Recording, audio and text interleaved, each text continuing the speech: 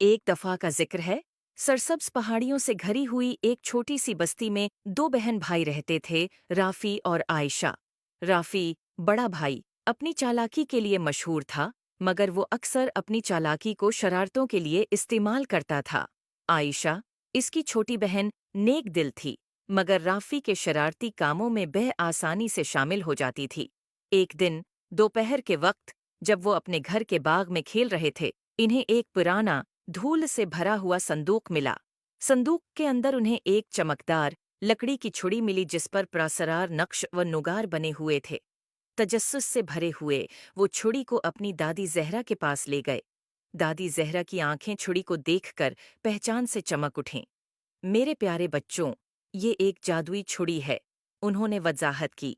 ये ख्वाहिशात पूरी कर सकती है, मगर याद रखो, इसे अक्लमंदी और नेकी के साथ इस्तेमाल करना चाहिए।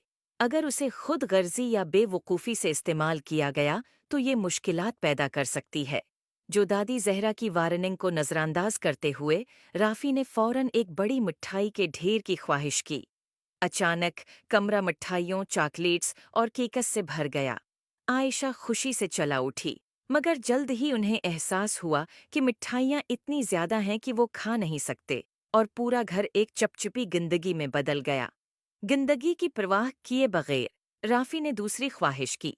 इस बार इसने एक सुनहरी साइकिल की ख्वाहिश की। एक चमकदार सुनहरी साइकिल जाहिर हुई, मगर ये इतनी भारी थी कि चलाने में मुश्किल थी, और जैसे ही राफी ने उसे चलाने की कोशिश की, वो टूट गई। मायूस होकर इसने एक के बाद एक ख्वाहिश करना जारी रखा। हर एक ख्वाहिश का नतीजा किसी न किसी मुसीबत में निकला। आयशा, जो ये सब देख रही थी, इसे दादी जहरा की बातें याद आईं। इसने नरमी से राफी से छुड़ी ले ली और कहा, चलो इसे अक्लमंदी से इस्तेमाल करने की कोशिश करें। राफी, शायद हमें ऐसी चीज की ख्वाहिश करनी चाहिए जो दूसरों की मदद करे। राफी ने हचकचाते हुए इत्तेफाक किया। आयशा ने अपनी आंखें बंद कीं और बस्ती के खशक कनवे को ताज़ा, साफ पानी से भरने की ख्वाहिश की। जादुई छुड़ी रोशन हो गई, और जब वो कनवे की तरफ दौड़े तो उन्हें कनवा चमकते हुए पानी से भरा हुआ मिला। देहाती खुशी से झूम उठे और राफी और आयशा का शुक्रिया अदा करने लगे। उन्होंने जो खुशी बस्ती को पहुंचाई, उसको देखकर राफी ने जादुई छुड़ी की हकीकी ताकत को समझा। इसने अपनी पछली बेवकूफ़ियों के लिए आयशा और दादी जहरा से माजरत की।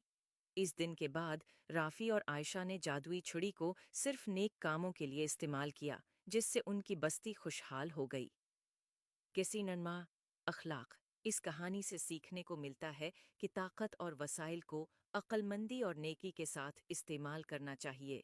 खुद गर्जी या बेवकूफ़ाना अमल मुसीबत ला सकते हैं, मगर जब उन्हें दूसरों की मदद के लिए इस्तेमाल किया जाए तो वो खुशी और खुशहाली ला सकते हैं।